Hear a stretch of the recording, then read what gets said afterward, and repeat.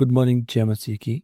मैं मानी आज परमेश्वर के जीवित वचन उत्पत्ति की पुस्तक उसका 30 अध्याय उसके 22 और 23 पद से आपको उत्साहित करना चाहूँगा, जिसमें लिखा है, परमेश्वर ने राहेल को भी की भी सुधि ली और उसकी सुनकर उसकी कोख खोली। इसलिए वह गर्भवती हुई और उसने एक पुत्र को जन्म दिया। तब उसने कहा, परमेश्वर ने मेरी नाम धराई को अर्थात निंदा को दूर किया।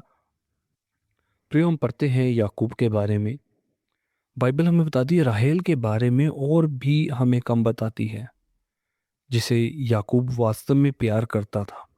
याकूब जो कि इब्राहिम के पुत्र इसहाक का पुत्र था। इब्राहिम जिसे परमेश्वर ने उसके वंश को के लिए एक आशीष को बोला था कि उसका वंश जातियों में और इस देश में बहुत अधिक होगा, तारा गणों के समान होगा, एक आशीष के रूप में उसे प्रभु ने ब्लेस किया था। वही याकूब राहेल जिससे वो प्यार करता था और जिसके बारे में बाइबल में बहुत कम जिक्र है, इतना कि लिया के बारे में। हम निश्चित हो सकते कि अपनी बहन के साथ पति को साझा करना उसके लिए भी उतना ही मुश्किल था जितना कि लिया के लिए। लेकिन अलग अलग कारणों से राहेल के मामले वह यह कहकर कि खुद को सतावना देने की कोशिश कर सकती थी, ठीक है, मैं वास्तव में वही हूँ जिसे वह प्यार करता है। लेकिन जब लिया के एक चार बेटे हुए और राहेल के नहीं था, इस समय राहेल ने सही निर्णय नहीं लिया। पहले तो वो याकूब के ऊपर गुस्सा हुई, जैसा कि अनुमान है कि वह भी गुस्से में था। याकूब ने उसे कहा होगा, क्या मेरी गलती है? इसके लिए तू परमेश्वर से बात कर, क्योंकि संतान ना होने के लिए मैं जिम्मेवार नहीं हूँ। इसके बाद राहेल ने कनानी रीति रिवाज का अनुसरण करते हुए, उसका पालन करते हुए अपनी दासी को अपने पति को दे दिया ताकि उसके बच्चे उसके माने जाए, क्योंकि उसका मानना था कि उसकी दासी उसकी है।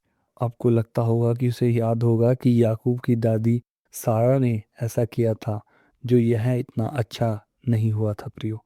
लेकिन नौकरानी के दो बेटे हुए और राहेल ने खुद को कुछ मामलों में जीत लिया था। अपनी बहन के साथ एक तरह की वो प्रतियोगिता कर रही थी, और बाइबल बताती है लिया ने भी वैसा ही किया। और उसकी जो दासी थी, उस नौकरानी से दो और बेटे पैदा हुए, और लिया के भी दो और बेटे हुए। बेचारी राहेल इस बात को वो समझ नहीं सकी कि उसे क्या करना है। लेकिन इस घटना ने लिया के जीवन में और जो परमेश्वर की ओर से उसे आशीष मिली थी, तब राहेल ने अपने रवैये को बदला। उत्पत्ति की पुस्तक में बताती है 30 अध्याय के अनुसार उसने परमेश्वर की दुहाई दी, उसने परमेश्वर को याद किया। परमेश्वर ने उसकी बात सुनी, उसकी प्रार्थना का उत्तर दिया, उसका गर्भ खोला, वो गर्भवती हुई और एक बेटा उसके पैदा हुआ। बेशक हम जानते हैं परमेश्वर ने कभी भी राहेल को भुलाया नहीं था, भले ही उसे महसूस हुआ हो। लेकिन फिर यह यह कहा गया है कि उसने उसकी बात सुनी। क्या राहेल ने आखिरकार स्थिति के बारे में प्रार्थना करना याद रखा, बजाय इसके कि वह खुद ठीक करने की कोशिश कर में लगी रही? जब उसने पाया कि मुझे स्वयं की बुद्धि और सहारा नहीं लेना है, स्वयं की बुद्धि और समझ का सहारा नहीं लेना है, तब उसने पाया कि मुझे परमेश्वर से इस चीज़ को प्राप्त करना। और प्रियो, हम पाते हैं कि उसकी प्रार्थना का उत्तर उसने आशीष के रूप में पाया और उसे संतान हुई, और उसने उसका नाम ये कहकर रखा कि मेरी नाम धराई परमेश्वर ने दूर की। प्रियो, बहुत बार हमारे जीवन में बहुत सारी समस्याओं को हम खुद हल करने की कोशिश करते हैं, बजाय इसके कि हम प्रार्थना करने के। हम स्वयं ढूंढना शुरू करते हैं, हम स्वयं योजना बनाते हैं, स्वयं उन योजनाओं के ऊपर खरे उतरने की कोशिश करते हैं, लेकिन बहुत बार हमारी लाइफ के अंदर वो सब कुछ व्यर्थ हो जाता है। कारण, क्योंकि हम परमेश्वर के सन्मुख आकर परमेश्वर की उस योजना और इच्छा को अपने जीवन में उतरने नहीं देते, अपने जीवन में पूरा होने का प्रयास नहीं करते प्रियो।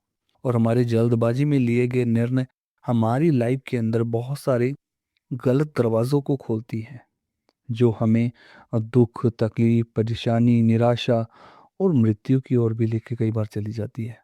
आज आप अपनी निराशाओं को छोड़े प्रियो, स्वयं की योजनाओं को बनाना बंद करें और परमेश्वर के सन्मुख आके प्रार्थना करें। वो आपके लिए मार्ग निकालेगा और आप उस मार्ग में प्रभु की ओर से आशीषों को प्राप्त करेंगे। यीशु के नाम में हम प्रार्थना मांगेंगे। पिता, मैं जानता हूँ आप मेरे साथ हैं, आप मेरे प्रिय भाई बहनों के साथ हैं।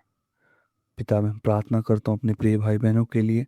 इस समय खुदावंद प्यारे पिता, आप उनके लिए मार्ग निकालें। यदि वो तकलीफ, परेशानी और समस्याओं के अंदर हैं, तो प्रभु आप उन्हें राहत और छुटकारा दें और उनकी प्रार्थनाओं को उत्तर देने में विलंब ना करें। यीशु के नाम में आमीन।